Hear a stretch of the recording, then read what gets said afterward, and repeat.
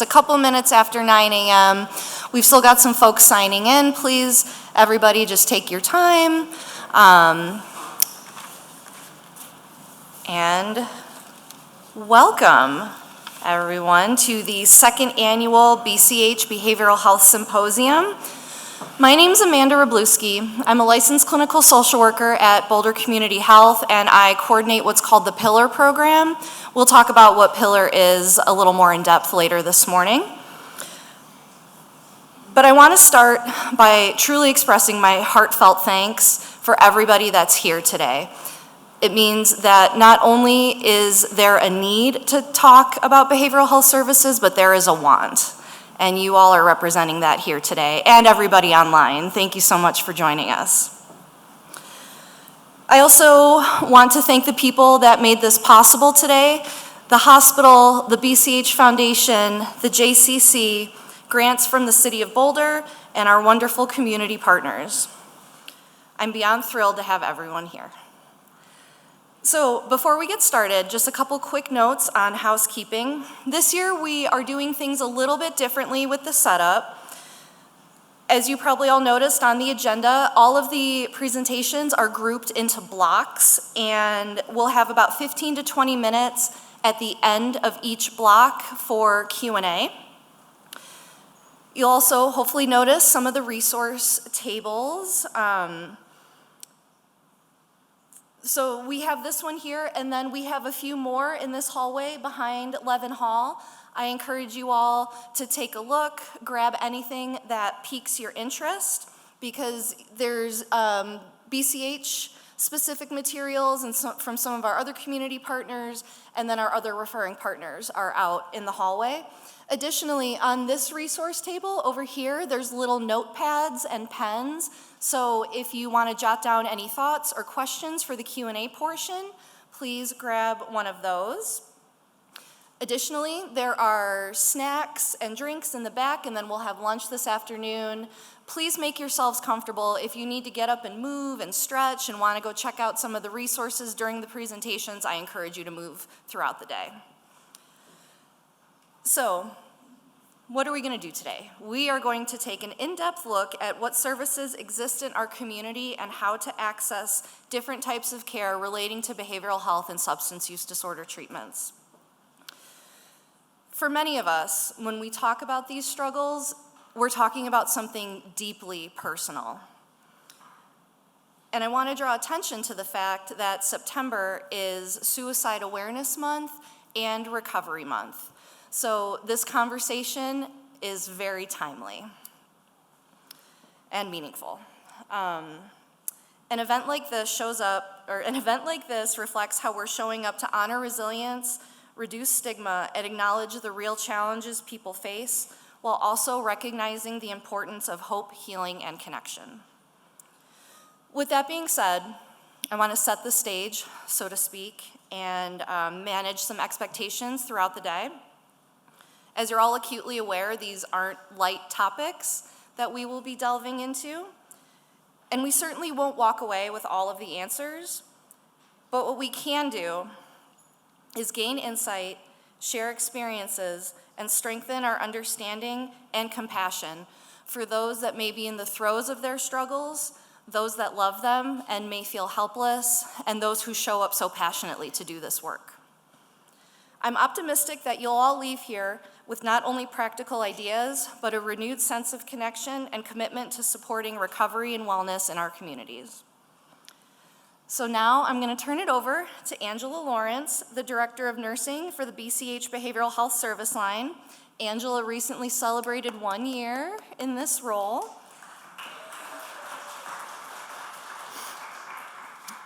And I couldn't be more grateful for her thoughtful leadership and compassion for those that we serve. Angela? Thank you, Amanda. Good morning, everyone. On behalf of our BCH team, it is my great pleasure to welcome you today to our Behavioral Health Symposium, Navigating Mental Health and Addiction Care, Pearls from the Experts. As we gather today, it is a time when the urgency of addressing mental health and substance use challenges has never been clearer or more critical. Whether you yourself, your loved one, or you work with people who are struggling with mental health or substance use issues, your presence here speaks volumes about our shared commitment to improving lives through compassionate, informed, and effective care. Our theme today, Navigating Mental Health and Addiction Care, highlights the complexity of this work. We're here to explore the full continuum of care, from early intervention and crisis response to ongoing supports. We will discuss access points and how to make them more equitable, responsive, and connected. We will take a hard look at the barriers that prevent too many individuals from getting the help they need, whether from stigma, systemic inequities, or gaps in coordination. And lastly, we will focus on the unique needs of youth and families, recognizing that early identification and family-centered support can change the course of a lifetime. Throughout the day, we'll hear from thoughtful practitioners, community partners, and frontline experts, each bringing practical insights, evidence-based strategies, and real-world pearls for our organizations and community. Our goal is not to share knowledge, but to foster connection, dialogue, and momentum, because none of us can do this work alone. It takes a whole system, and it takes all of us working collaboratively. Thank you so much for being here. Thank you for all the work that you do, and thank you for your commitment to advancing behavioral health care for everyone. I would like to please welcome Mike Lewis. He is our manager of our counselors and our therapists in our service line, and he's going to help us get centered for the day ahead with a mindfulness exercise. Mike?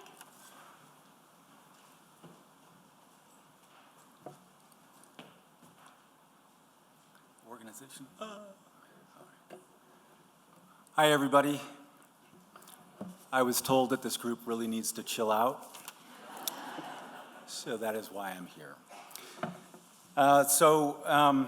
One of our wonderful programs is the Pathways program, which is a nature-based intensive outpatient and partial hospital program, where we actually take our patients out on the trails and we do our therapy on the trails out surrounding Boulder. One of the first things that we do once we get to the trail is a mindfulness exercise. And so I'm going to invite you all to participate in this mindfulness exercise. Before I get into this, I just want to acknowledge Amanda Wroblewski. She is our program coordinator for Pillar, and this is the second year we've been having this behavioral health symposium, and she has really been the driving force behind this, so thank you.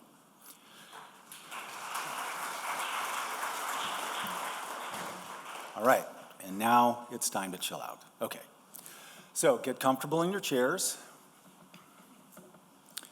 Gently close your eyes and imagine yourself stepping into a hidden forest. Every hue of green surrounds you. Feel the cool shade beneath the canopy, where sunlight filters through and balmy breeze rustles the leaves. This sacred sanctuary is a space where you can fully immerse yourself in nature and find peace. Take several slow, deep breaths, each breath filling your lungs with the forest air. As you exhale, soften your shoulders and let the tension melt away.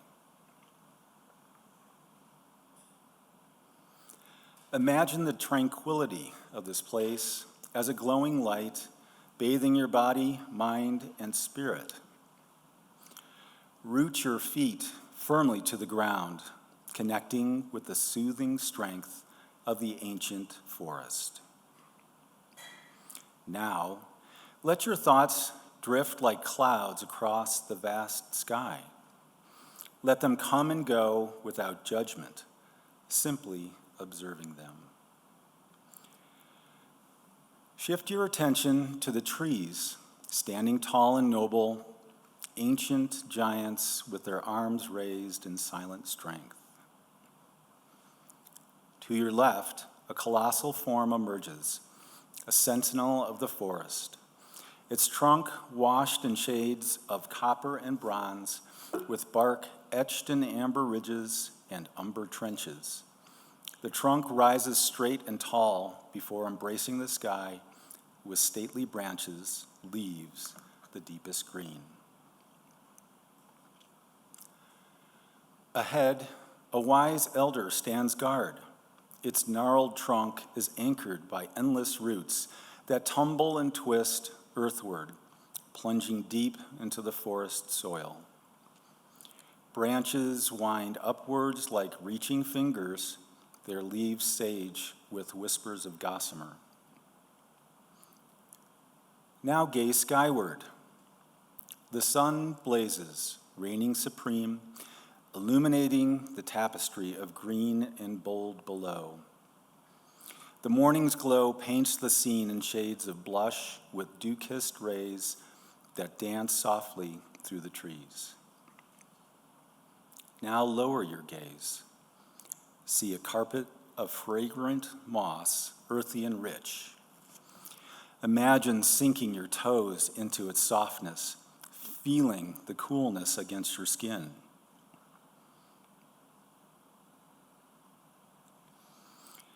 Now, listen to the breeze rustling the leaves and whistling above the trees. Hear the birds' song, filling the air as they call to each other in joyful trills and chirps. Hear a nearby stream gurgling over rocks. A waterfall tumbles, its laughter echoing as it creates and sprays of rainbows in the mist. As you walk deeper into the forest, a silence reigns, a deep quietude that has its own sound. The exhale of your breath, the rhythm of your heart, the thrum of life pulsing through your veins. In the stillness, you can almost hear the trees growing, stems pushing through the soil, leaves unfurling. Embrace nature's symphony, allowing the soothing sounds to wash over you. Inhale deeply. Let the refreshing fragrance of the forest fill you.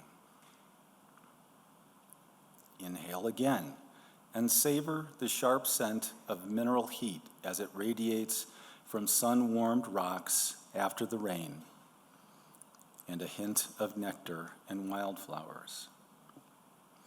Shift your awareness to the velvety warmth of the sun as it filters through the leaves, dappling your skin with light. Feel the breeze's gentle caress across your face. Feel the cool spray of a nearby stream, tiny drops like kisses on your skin. Now, it's time to return to the present. As you slowly open your eyes, take a few deep breaths and imagine the world around you merging with your inner sanctuary. Let the golden warmth, the earthy scents, the calming sounds, and the soothing colors of the forest fade, while serenity lingers within. Remember, this haven is yours to return to, a refuge anytime you seek solace, a secret forest that awaits for you in the quiet corners of your mind. I only heard a few snores. Good deal. All right, I hope you enjoy the day, and I'm going to turn it back over to Amanda. Thank you.